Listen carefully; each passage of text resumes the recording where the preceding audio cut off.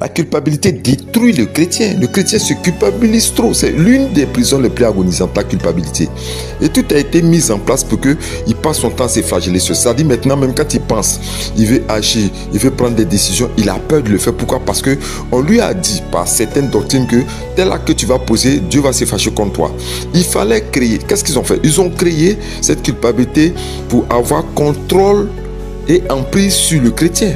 Regardez un peu, je me plaignais la dernière fois, regardez dans les églises, tous les jours ils sont en repentance.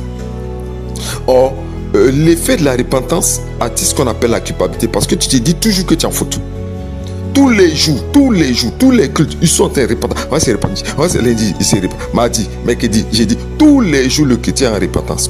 Ce qui attire vers lui une puissance culpabilité. Maintenant, ça l'empêche d'être libre de poser certaines actions. Parce que toujours, il voit qu'il y a une faute qui est ici sur sa vie. Voilà ce qui a été sémé. Regardez aujourd'hui des enseignements qui sont donnés pour créer cette culpabilité.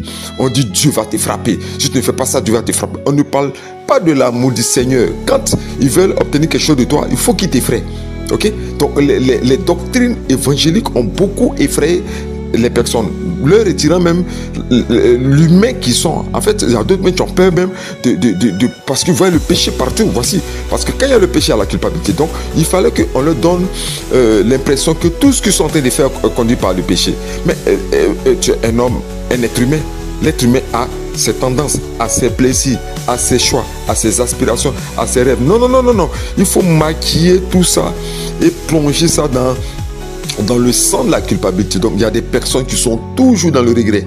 C'est un des plus... Quand on dit on va dans l'église chasser les démons, on va chasser tel esprit de sirène des autres. Non, moi je dis que l'esprit le plus dangereux qui agit dans la vie du chrétien, c'est la culpabilité. Ok? Il n'est plus épanoui. Tous les jours il est pensif. Tous les jours il est pensif. Il a peur de tout. Parce qu'on lui a montré le péché. Il y a des églises tellement radicales. Mais ce n'est pas une radicalité du salut.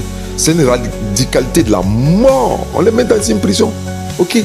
Donc ils ont peur. Et là, comme ça les affaiblit. Puisque la culpabilité affaiblit. Ça affaiblit. On va te donner maintenant des prophéties, on va te donner des révélations, on va te donner, voici, j'ai vu ça. Si on te dit quelque chose que tu ne veux pas faire, en même temps, on dit, regarde, elle est en train de pécher. Regarde le mal qu'elle fait. Dieu va te frapper, Dieu va te flageller. L'Esprit de Dieu va tomber sur toi. La colère de l'Éternel, c'est-à-dire, on vous effraie. On vous effraie. On vous effraie. Et on fabrique en vous cette culpabilité qui vous détruit. Regarde le chrétien, regarde sa mine, regarde son visage. Toujours apeuré, toujours triste. Et ça agit même sur eux. Ça agit sur le physique, ça agit sur le habillement, ça agit même sur leur entourage, sur leur vie conjugale.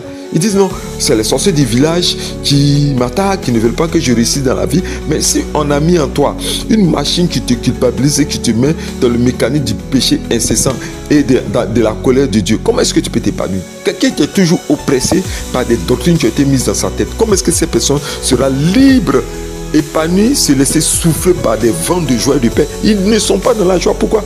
Parce qu'il y a la culpabilité qui a été installée dans leur vie.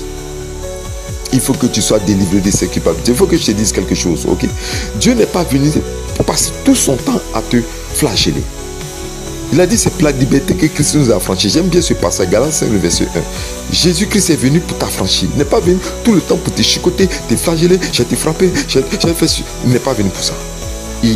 C'est un Dieu d'amour. Même avant même que tu n'aies ouvert ta bouche, il t'a pardonné. Il sait, lui-même nous a dit, il sait que nous sommes humains. Et l'humain en nous donne de déraper à cause de notre chair, à cause de notre faiblesse. Mais on se ressaisit rapidement, on ne se flagelle pas, ni on ne fait pas des sauts de larmes sur nous chaque fois. Attends, on va dans les cultes pour faire quoi? Pour adorer Dieu ou pour faire qu'on appelle une levée de corps?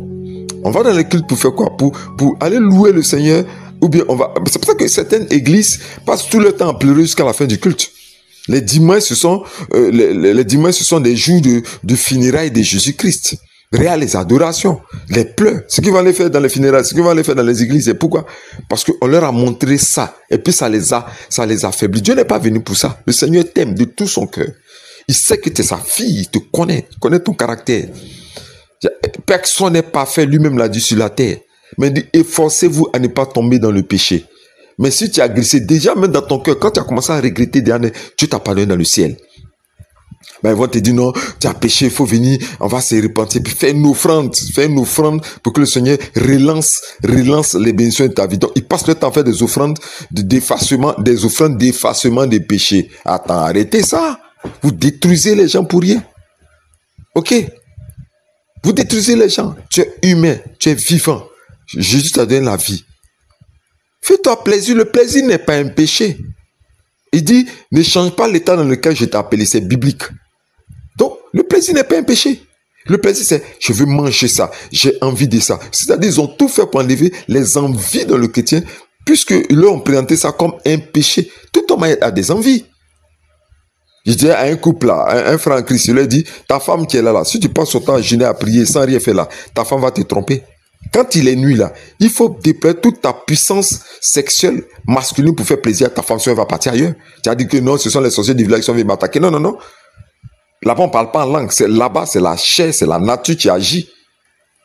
Donc, nous sommes naturels. Il y a des choses dont on a envie. Il y a des choses, il y a des rêves, il y a des aspirations. Il y a beaucoup de choses qui ne sont pas du péché, mais qui sont de la vie normale d'un homme si c'était. Donc, arrête de te culpabiliser. Arrête de pleurer toujours. Arrête de te lamenter. Dieu ne veut pas de ta lamentation. Dieu veut que tu sois épanoui, heureuse, que tu aies une mine joyeuse et épanouie même. C'est ce qu'il demande de toi. Quel père va vouloir voir tuer son enfant en pleurs? Aucun père ne voudra voir son enfant comme ça dans cet état.